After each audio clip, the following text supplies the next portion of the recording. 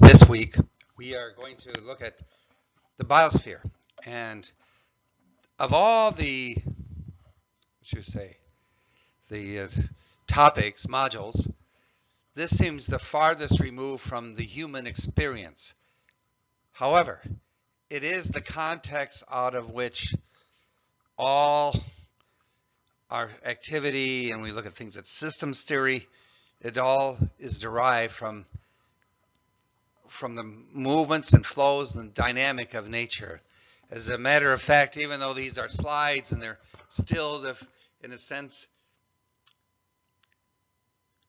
consider this more of a moving picture, a dynamism that is constantly flowing and moving and changing, and that's what we're about. So it's not a long chapter, but you'll see at the end where there is a full-length motion picture. You'll be viewing this week, and I'll explain why at the end.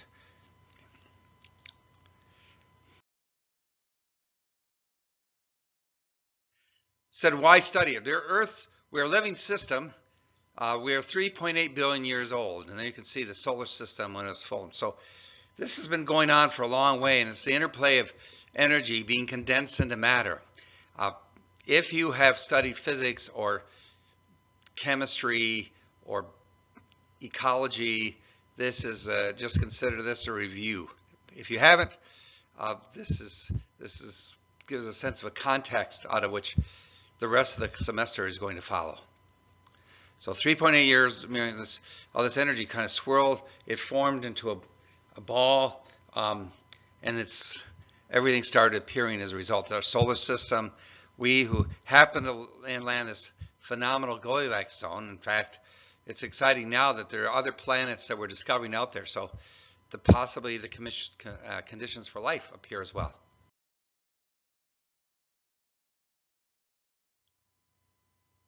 So the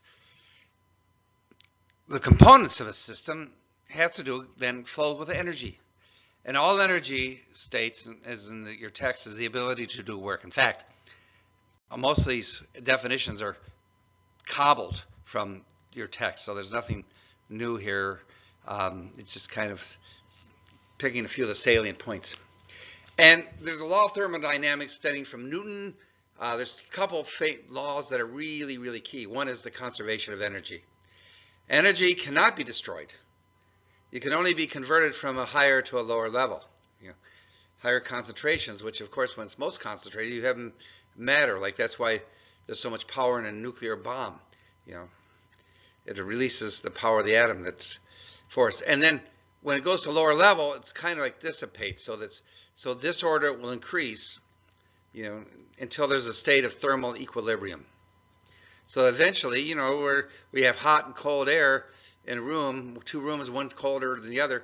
One room will get, if one opens the other, one room will get cooler, and the other room will get warmer until they're the same, and there's no more systems exchange going on.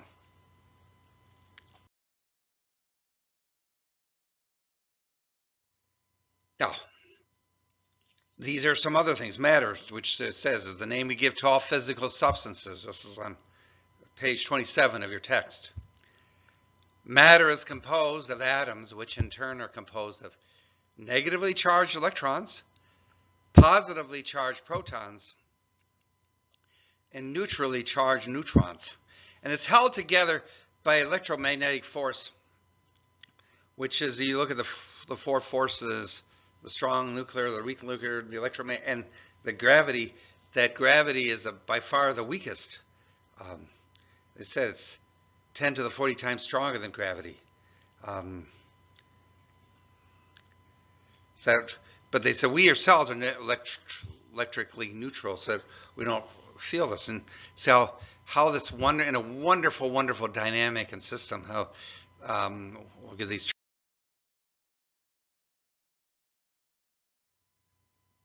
In any system, there's these components, and another key definition or key term are cycles. These happens at all systems in both energy and matter. So they go through different phases, and then sometimes return in another form. A typical star lives for 10 billion years. There are 400 billion stars in our galaxy, so these stars are moving, swirling, they're cycling around, and they're congesting, and then they'll eventually die, and there will come at some point, the whole universe possibly would come to some thermal equilibrium. Of course, the universe is expanding too, so this is not a course in cosmology, but that is a sense that there's a system here that is really key, which we. So the components of a system further. There's a reservoir is a sink. It's a storage compartment where matter is stored. So, for instance, you look at dead dinosaurs and they become petroleum, right? That's what oil is. However, you can have the storage of carbon, and then the source is the release is when a storage compartment that enables matter to be released from one to another location. So, example the text gives is a forest fire. You know, the fire, the carbon that's stored in those trees and those plants is released in the fire, and it spreads into the atmosphere. Now, biochemical cycles are the cycles that earth, air, water, and elements are moved throughout their cycle. So it is the whole big shebang.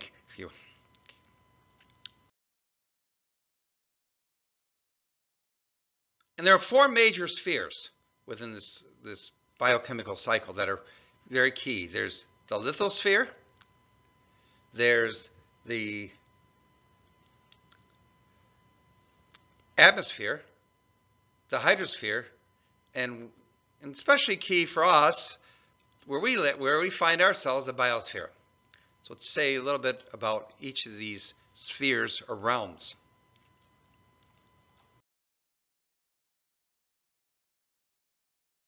The first of these spheres is the lithosphere. And this is the upper part of the Earth. It's 60 miles thick, and you can see there that little graph or that little picture that shows that part of the Earth's crust. It's part of the geosphere. It's a part of the Earth that geologists study. It's a part of the Earth's mantle which is in constant motion. You probably tectonics, Pangea, that once upon a time we were all part of one planet, and then as there's shifting of these plates of who we are, the things broke up. You can see the picture of the world, how South America fits neatly into the African continent. You know, if you just bring them back together, they've been pushed apart. That's why you have, you know, like certain animals that, like where the dinosaurs, which are the same. The Ring of Fire is where you're pushing now. It's like it's pushing against the Earth's crust, and so you get this instability and volcanoes and mountains and younger mountains, and that's why the Rocky Mountains are much smaller than, or lower, older than the Appalachian Mountains.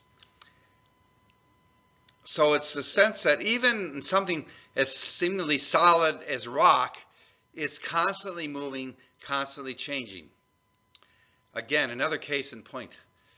The Colorado River, once upon a time, was on top of the plateau where the Grand Canyon is today, and not the mile down where it is. But again, this dynamic that's continually moving a part of the Earth in which we are all caught up.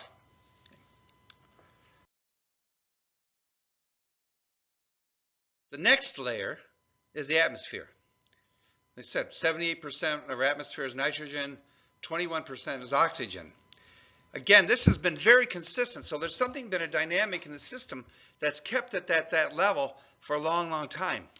Again, as the text points out, if our oxygen level was just slightly higher, you'd have out-of-control fires all the time. You know, nitrogen is more like an inert gas that kind of keeps things stabilized. Now, within our atmosphere, there's several layers. The bottom layer is where we live, where we dwell, is the troposphere. 6 to 10 miles up. And then up there you heard of the stratosphere, which that absorbs the sun's ultraviolet radiation, second level. And then we get later on and we talk what happened in the 80s with the ionosphere, with what happened, with what led to the Montreal Protocol in 1987. But I'm getting ahead of myself. We'll come to that later. Then at the third level, above the stratosphere, is the mesosphere. Here the air is very thin. It's the third level. And then finally, at the very top, is the thermosphere.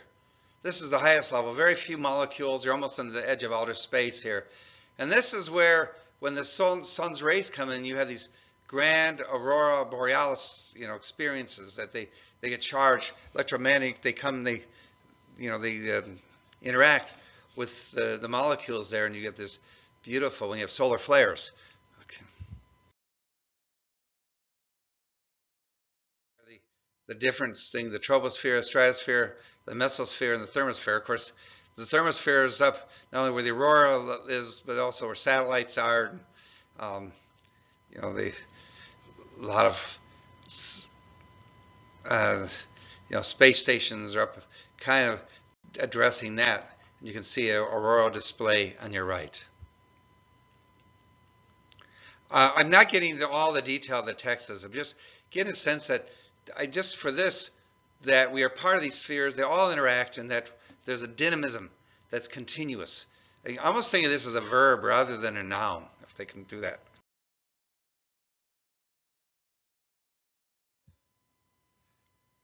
The hydrosphere is the so-called the realm of water. It stores heat from the sun. It's like a heat repository with the sun, solar energy, and that it distributes it around the world. You've got wind, for instance, is through that. We get into renewable energy. We talk about wind turbines, for instance, later on. Oceans regulate the composition of the air. They kind of keep what's the word? They kind of keep things in a balance within certain parameters. The water condenses to form clouds to help the Earth's temperature stream remain cool enough to support life. It's, on the one hand, it's heat. It's a greenhouse trapping water vapor, very effective. On the other hand, though, water vapor is also thick enough with the clouds to block, too much heat coming in.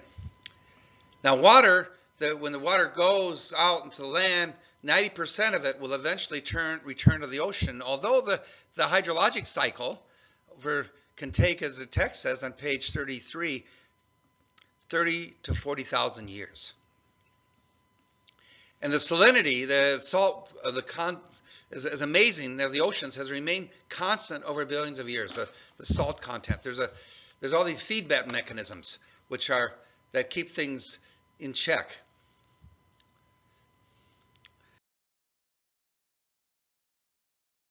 Feedback. There's the water cycle, the hydrologic cycle. You say the groundwater flow, it goes out into the ocean, then it condenses in the atmosphere, and you see these precipitation, the runoff, and it keeps going over, around, and around.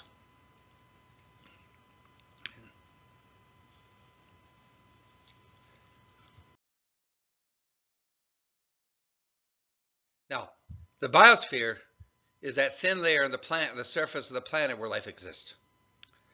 Again, you find this on page 33. That includes all the living and non-living parts. So it says organisms, rocks, water, and air with which they interact as materials are interchanged in the biochemical cycle. So you got your air cycle going, you got your water cycle going, you got life happening, and trees. We mentioned succession, ecological succession, back and forth. So all this, and even the great continents are continuing to move. What happened in Anchorage, Alaska, when you had the earthquake of 2019. So. And in the biosphere, you have 5 kingdoms.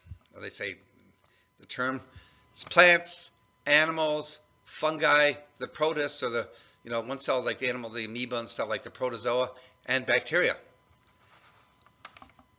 by far, the most dominant historically and even now, and the most robust as bacteria, which can live in all kinds of extreme conditions. Two super kingdoms with this, subsets. On the one hand, you have the prokaryotes. These are cells that lack a nucleus, the bacteria. And the eukaryotes, the cells that do have a nucleus, that's all the other four kingdoms. And so, and the food web then is, and again, the prokaryote, they undergird everything. Okay. And it's, the food web is like who eats who in the biosphere, the old-fashioned predator and prey.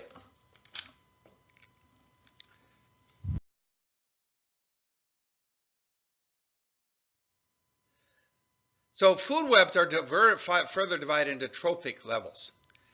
So each trophic level is divided or by the common food source. So for instance, plants who get their energy from the sun are part of the same trophic level. And so that's how they would be defined.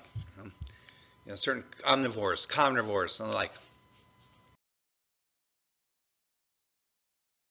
Now, a ecosystem. Ecosystems have several components, and these are important. Our population, just so we're all singing out of the same hymn book, is a group of individuals of the same species who are living in an area. A community are all the different populations that live in an area, so they can be different species. Can be like like the local metro park area. You've got the deer and you got coyotes and then you've got rabbits and you got oak trees and maples and the like. Ecosystem is all that community plus its rocks, its soil, its water, and its air. So it has the other elements like from, that draws from the lithosphere and the hydrosphere and the atmosphere. And a niche is where each organism fits in an ecosystem, the role it plays. So what's its function? Okay, how does this hold this system together? What is the role we play? I mean, like again, predator, prey. How do they move things around? Like for instance, some birds are like bees, like they pollinate. They go from flower to flower. That's part of their niche is to pollination, right?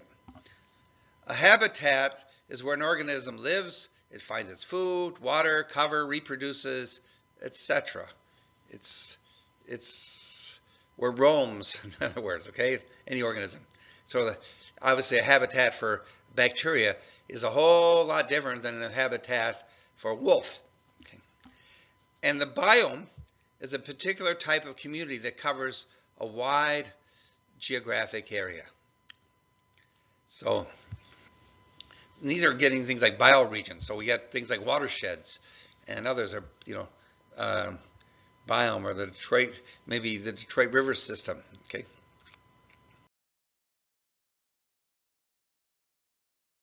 So then the chapter to your text goes into ask the big question: what is life? I should mention too that biomes. If you look at tundras, grasslands, those different types, that's a type of system which you'll usually tell a biome. I should add that by what type of what grows there. Fauna, which make up. So a tundra system is a lot different than like a prairie system, for instance. Okay. So now back to life. All life is made up of networks. And then within an ecosystem, organisms are connected through food webs, although not all networks are living systems. One thing to be a living system, it has to constantly regenerate. Think about us, we're made of system ourselves, or we're part of a phenomenal system. I always think about how our cells have their own lives of their own,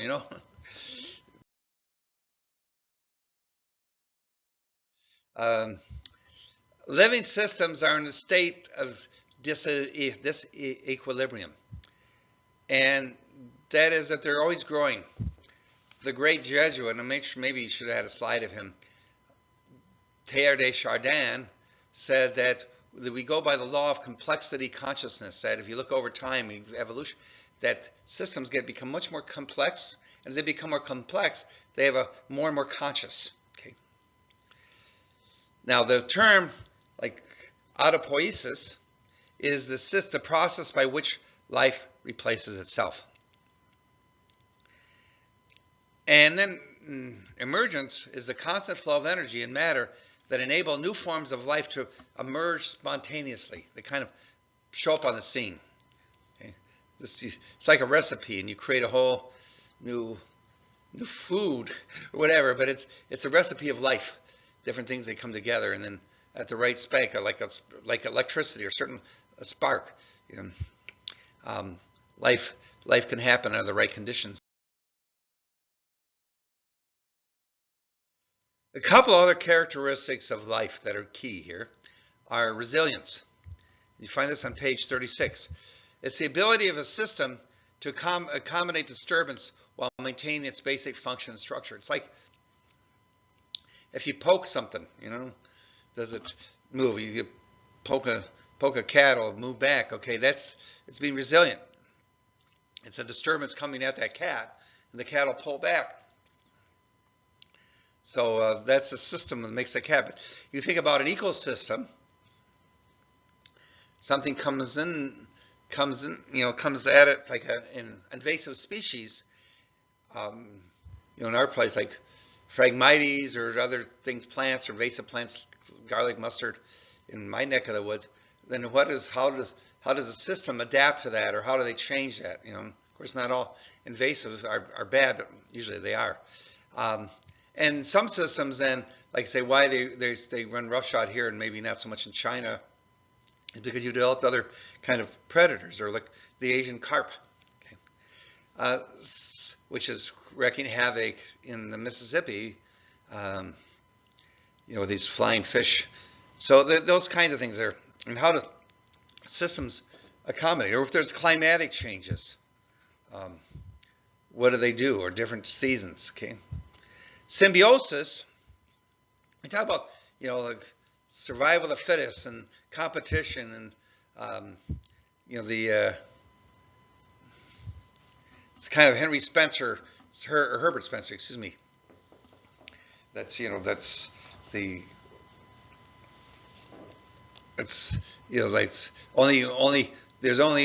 be only one can rule, and but that's not the way life works, and that's not what Darwin had. It's symbiosis. So when two organisms cooperate with one another to the benefit of both, like looking for win-win scenarios. And it happens all the time. You see some of these fish with parasites, these little lampreys are getting attached to fish, but actually there's some, they help clean stuff. So there are all kinds of examples. I'm trying to think of where organisms cooperate. There's some birds that pick insects off that live on, on top of like say some big ruminants, and they'll eat the insects, and then then they can live on there and they can move with them. So there's things that happen. There's looking for win-win scenarios. I want to say a few things about the Gaia hypothesis. This is key. This ties us about this equilibrium. It's formulated by British kind of biologist thinker James Lovelock, and he looks at the idea that the planet and its life forms as a self-regulating system. And it's the same kind of thing, this resilience. And he has this famous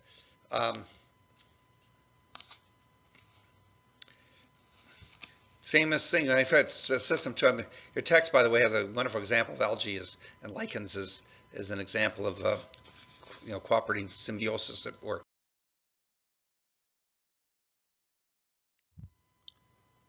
One of the questions the Daisy world seeks to address is why, like the sun's been changing over time, yet the Earth by and large, you have ice ages, but it's been fairly stable, and life has thrived. Okay. We mentioned these feedback, like for instance, the salinity of the oceans have been very stable over a long time. So you imagine this thing called daisy world, that the sun is going to get warmer, hotter over time as it gets larger. And so at first, the black daisies, there's just a world with just black daisies and white daisies, and the black daisies absorb the sun, because you got to get all the sun you can get. You know, black absorbs heat. But then as the sun gets hotter, it gets overwhelmed, and then white daisies that reflect the sun, and they can start to have an advantage, and they become much more prominent and find their niche, that word niche again, and they kind of regulate the temperature.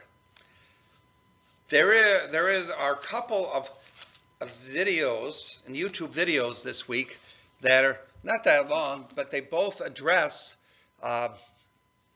this daisy world. They show that example, and also Lovelock's hypothesis, you know, in the Gaia hypothesis. So their temperatures, because they look at this thing, that these feedback mechanisms, that was a simple example, but there's been all these more complex examples in our own planet. Therefore, Earth's temperatures have been more stable than they should have been. You know, with water, clouds, albedo, you know, the sun reflecting back off the ice, etc. This week, just coming up, there's no discussion board this week. However, next week you'll be asked to submit a short, you know, like a paragraph or so of your topic for your paper. Think of this as like building a layer cake. And so some of you have already talked about what example in your discussion boards, like what you're interested in, whether learning more, whether it's communities, some people said climate, of course animals rights. I would suggest you can maybe take this week then and take a look ahead to some of the chapter and see what grabs your interest, or something that you want to know more about. Okay, whether for your career or it's just something that, okay, I'm taking the sustainability class and this is an opportunity for me to kind of go exploring. And so whatever way you want to do that, we'll try and go with that, and we'll build on that throughout the semester. So this is your first layer. It's the first one. It's like, what's your topic? So you kind of get honed in on what area you're going to start doing research on. Okay. And you can contact me, you know, for ideas, and we can have a discussion during office hours, or email me if the office hours are not good, and we can set up some other time to have a conversation. I'd be happy to talk with you. It'd be great. There's videos, as I mentioned on the last slide, on the Gaia hypothesis. And